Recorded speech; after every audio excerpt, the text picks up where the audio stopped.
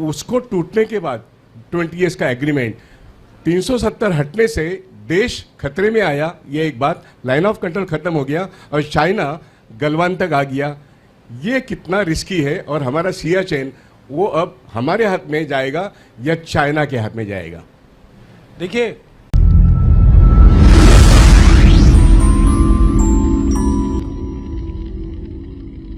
बिस्मिल्लाहिर्रहमानिर्रहीम। Markhor analysis के तमाम देखने वालों को अस्सलाम वालेकुम। दोस्तों, इंडिया के एक इंतहाई काबिल तजिया निगार की एक और वीडियो में लेकर आपकी खिदमत में हाजिर हूँ। ये वो बंदा है कि जिसने उस वक्त मल्टी डोमेन जंग की इस खिते में बात की जबकि कोई भी इस खिते में इस जंग की बात नहीं करता था। ये वो बंदा है कि जिसने पाकिस्तान और इंडिया की मिलिट्री पावर को लेकर बहुत पहले जो पेशगोइयां की थी वो सारी की सारी सच साबित हुई। ये वो बंदा है कि जिसने इंडिया को वार्न किया था बहुत पहले कि अगर तुमने अब पाकिस्तान के साथ जंग लड़ी तो तुम्हें मुंह की खानी पड़ेगी, और तुम जो जंग इस वक्त सोच रहे हो कि तुम लड़ोगे वो जंग इस वक्त बिल्कुल भी नहीं है। बल्कि इस वक्त इसने कहा था कि जंग का माहौल बिल्कुल तब्दील हो चुका है और पाकिस्तान जब तुमसे जंग लड़ेगा तो पाकिस्तान एक डोमेन में जंग नहीं लड़ेगा बल्कि पाकिस्तान तुमसे कई डोमेन में जंग लड़ेगा। तो ये तमाम बातें थी जी इनकी जो बिल्कुल सच साबित हुई। तो इन्हीं की एक और वीडियो है जो मैं लेकर आपकी खिदमत में हाजिर हूँ। इन्होंने सियाचिन के बारे में क्या कहा है, क्या पेशगोई की है, और अगर पाकिस्तान और इंडिया के दरमियान अब फिर अगर जंग होती है तो क्या हो सकता है, और चीन और पाकिस्तान का जो ताउन है वह किस हद तक बढ़ चुका है, इस तमाम के बारे में ये इस वीडियो में बात करेंगे। तो इस वीडियो की तरफ जाने से पहले आपसे ये रिक्वेस्ट है कि मेरे इस चैनल को सब्सक्राइब कर लें और साथ में बेल के आइकन को भी प्रेस कर दें ताकि आपको मेरी तमाम नई आने वाली वीडियोस का नोटिफिकेशन मिलता रहे। आपने ये कहा कि आखिर Kashmir is in danger now, उसके पहले आपने कहा कि लाइन ऑफ कंट्रोल अब वो ख़त्म हो गया है, और 370 की आपने जो बात की तो 370 हटने के बाद वो पूरा कश्मीर, वहाँ का जो पीक ऑफ हिमालय या जिसको हम सियाचिन कहते हैं, जो मिसाइल के लिए सबसे अच्छा जो हमारा इंदिरा गांधी जी ने एग्रीमेंट किया था प्रोटेक्शन के लिए, तो उसको टूटने के बाद 20 ईयर्स का एग्रीमेंट 370 हटने से देश खतरे में आया, ये एक बात, लाइन ऑफ कंट्रोल खत्म हो गया और चाइना गलवान तक आ गया। ये कितना रिस्की है और हमारा सियाचिन वो अब हमारे हाथ में जाएगा या चाइना के हाथ में जाएगा? देखिए, अगर आप नक्शे पे कैजुअली सरसरी तौर पे नज़र मारिए, मैंने अपने दफ्तर में क्या किया है, बड़े बड़े नक्शे जो भी मिलते थे कमर्शियल, मैंने हर एक चीज़ के लगा रखे हैं, जैसे कि मैं देखता रहा हूँ दुनिया में क्या हो रहा है, इधर उधर क्या हो रहा है। That is my job. तो आप ये देखेंगे जो सियाचिन है it is sandwich today, because एक तो चीन, जैसे मैंने आपसे कहा था, ये हमने जब हम माने नहीं, ये आपको ये थोड़ी सी बात और बताता हूँ मैं, वेरी इंपॉर्टेंट। ये जब हमने हमारे अमित शाह जी ने कहा कि Aksai Chin is the part of Ladakh UT, उन्होंने ये बोला, और जब जिम्मेदारी ले ली शी जिनपिंग ने पाकिस्तान की भी, Xi Jinping came for the second informal summit with prime minister Modi in Chennai Mahabalipuram in October 2019।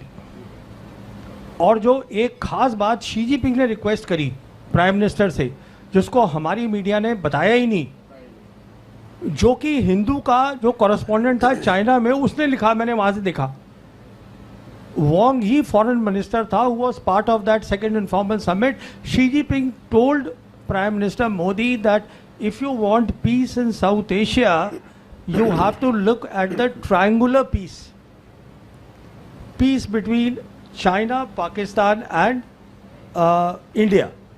अच्छा, वो पीस कैसे हो सकती है? चाइना के साथ पीस का मतलब ये था हिंदुस्तान की कि आप वो अक्षय चिन्ह को वहाँ से हटाइए, और पाकिस्तान का मतलब ये था कि आप कश्मीर में बातचीत शुरू करिए। हमने उसको नज़रअंदाज कर दिया।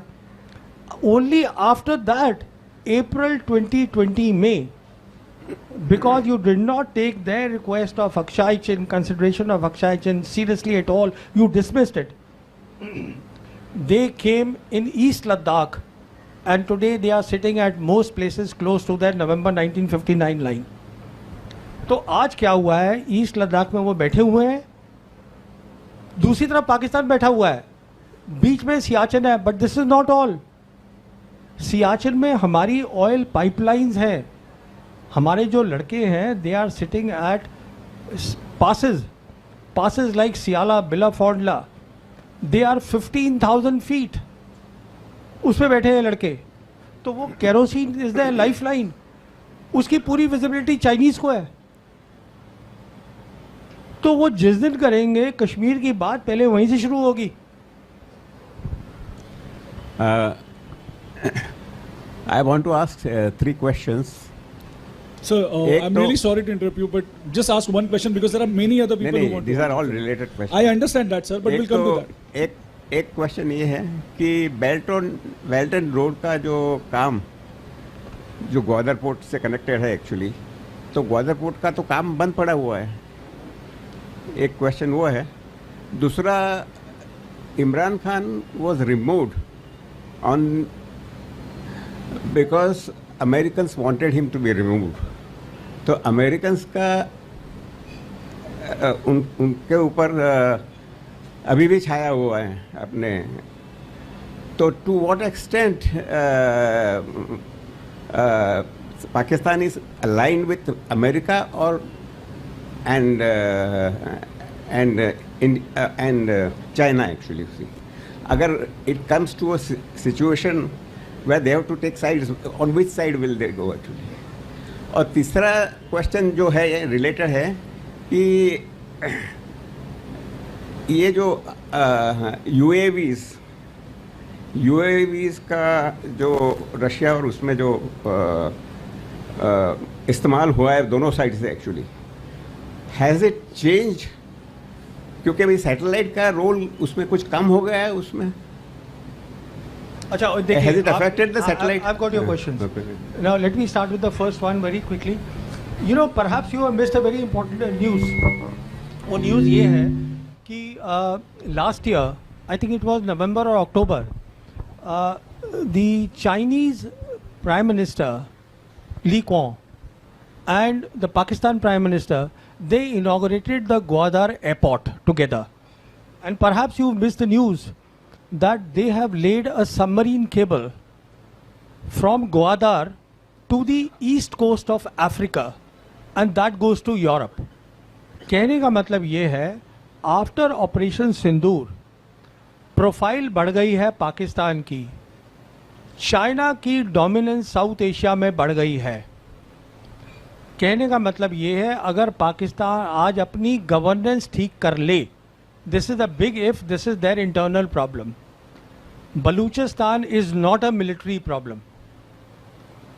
If they can get their governance correct, and that is what the Chinese have been telling them for a long time, then their geopolitics आप देखिए कहाँ जा रही है. आप वहाँ से खड़े होके ग्वादार से you see the entire West Asia, what they call Middle East, you see the Central Asian republics. और कश्मीर जो है, अगर आप ध्यान से देखिएगा तो वो सेंट्रल एशियन रिपब्लिक्स के साथ लैंडलॉक्ड है. तो इंडिया को तो वो स्ट्रेटेजिकली बिल्कुल अलग कर सकते हैं. That is the answer to your first question.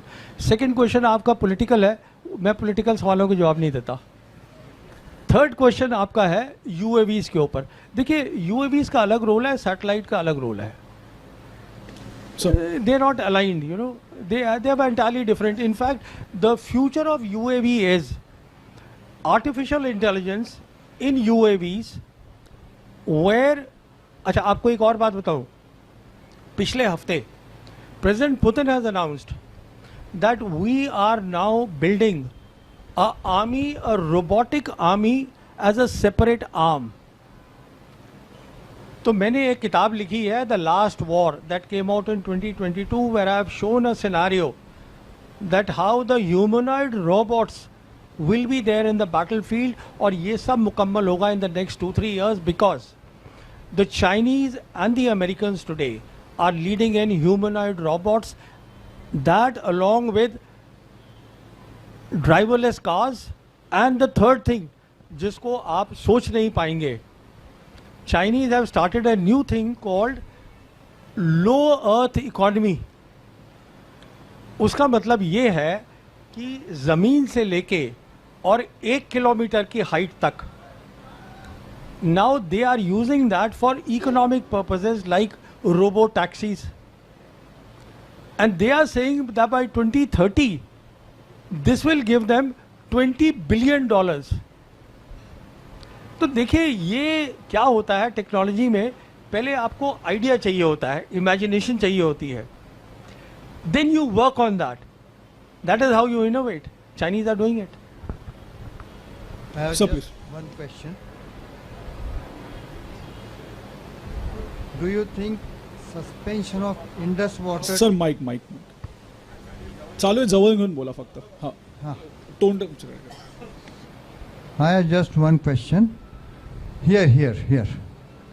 Do you think suspension of Indus water treaty is a wrong decision? Sorry, do I think what? Suspension of Indus water treaty is a wrong decision. Do you think? No, we haven't suspended it. We have put in abeyance. That basically means that the data will not be shared between the two countries. So they will not have the forewarning. Because देखिए Pakistan is a agriculture economy, कि वो drought होगा कि floods आ जाएंगे वहाँ पर. If there is no exchange of data, official उनको नहीं बता रहे, हम नहीं बता रहे, plus we are threatening them कि हम अपने रिजर्वॉयर्स बना लेंगे. वो आप कुछ नहीं बनाएंगे because they take time and investments, और तब तक चाइनीज़ विल कम इन. तो हमने बेसिकली जो किया है, it doesn't go well with our profile of wanting to become a major power. ये छोटे मोटे मुल्क होते हैं ना, इधर उधर कुछ कर दिया types. When you are a major power you have to think big. That's my thinking. Right. So Firoz, basically, I Firoz, think. if you can sit down because we are going live. Oh, sorry, You're coming in front. sorry. Thank you. No, I thought. Okay. No, I think Lavrov coming to India for the RIC is very, very important. India needs to come back on track on the BRICS issue. G7 is not our home actually. That's one part. The second thing, you mentioned a very important term called mowing the lawn. People here may not be aware, but that's an Israeli term for what they regularly do in Gaza and the West Bank. So this Israeli mentality that is coming into our government, that is also a reason for the loss that we faced in the current Sindoor operation. We think that Pakistan is some kind of a Gaza or something. It's not true. The third element, I think we need to go beyond this term of terrorism as a central problem. It is in for the world because you have ISIS and Al-Qaeda ruling in Syria, and those are the terrorists that America has brought into Syria. And the point being that I think it's high time that we realize that what they do in Kashmir through the Lashkar-e-Tayyibas and the whatever, we are doing with the same thing with the BLA and the Tehrik-e-Taliban over there. So it's a cross-border terrorism on both sides, and it's high time that the peace movement in India spoke on the issue. See, Firoz, that's all I I'll say. request Thank you to ask question. No, that's all I like. Thank you. It doesn't matter. You know, I just want to make one clarification. See, Sergei Lavrov is not coming for RIC alone. In my assessment, he is coming for the coming visit of President Putin. President Putin is supposed to this year, because we have this agreement that there's a summit meeting alternate, you know, in Moscow and India, in Delhi. So it's President Putin who's supposed to come here, and plus, of course, he's coming here to resolve other issues. In my estimation, the two big issues are that India needs more of S-400s, India needs more of BrahMos technology, and India needs to, and the Russians need to hear from the Indians about the de-dollarization move that is going on in BRICS. Because as I said, the BRICS summit is there on the 6th-7th July. So, isme already the proposal has gone from the Indian side, and the proposal is that we are open to the idea of the digital trade, because हमारा जो UPI है इसको हम बढ़ा सकते हैं. तो अब वो कितना दूसरी कंट्रीज़ को एक्सेप्टेबल होगा नहीं होगा, that we will see. That is our proposal. That is the best that we are able to for the time being, unless we retract. I don't know, because there is still time to do that.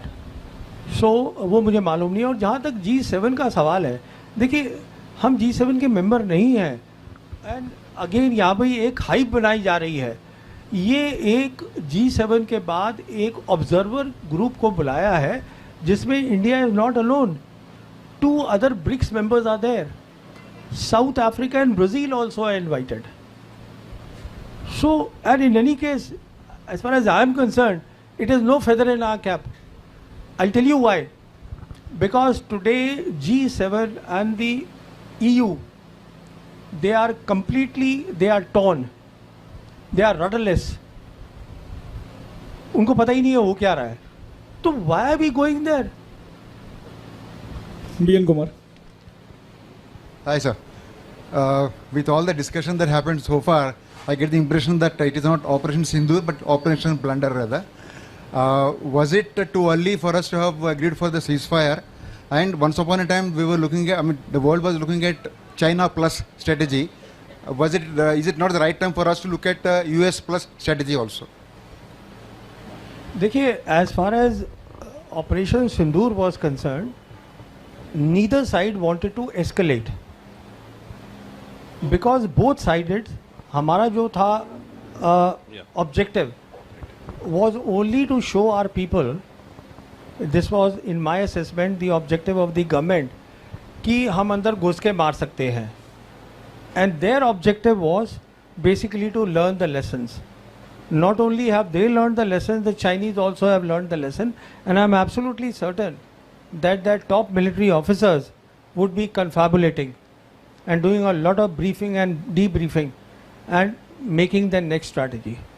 तो दोनों का neither side wanted escalation, but दोनों side को idea हो गया है कि अगली लड़ाई जो होनी है, अगर हम अपनी पॉलिसीज़ नहीं बदलते, वो तय है,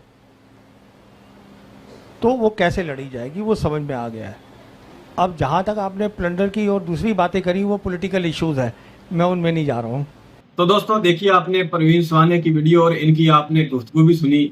इनकी कोई भी वीडियो हो तो मेरी ये कोशिश होती है कि वो वीडियो मैं आपके साथ जरूर शेयर करूं, क्योंकि ये वो बंदा है कि जिससे आपको बहुत कुछ सीखने को मिलेगा अगर आप मिलिट्री के हवाले से इंटरेस्टेड हैं, और अगर आप खित्ते की जो मिलिट्री पॉलिटिक्स है उसके हवाले से दिलचस्पी रखते हैं या उसके हवाले से कुछ जानना चाहते हैं, तो मेरे ख्याल से इंडिया में इससे ज्यादा काबिल और इससे ज्यादा बेहतर बंदा आपको नहीं मिलेगा.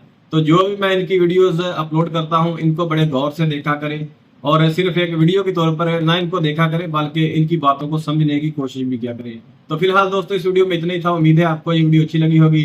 अगर वीडियो अच्छी लगी हो तो इसे लाइक और शेयर जरूर कीजिएगा, और साथ में बेल के आइकन को भी प्रेस कर दीजिएगा ताकि आपको मेरी तमाम नई आने वाली वीडियोस का नोटिफिकेशन मिलता रहे. तो मिलते हैं नेक्स्ट वीडियो में, तब तक के लिए अल्लाह हाफिज़.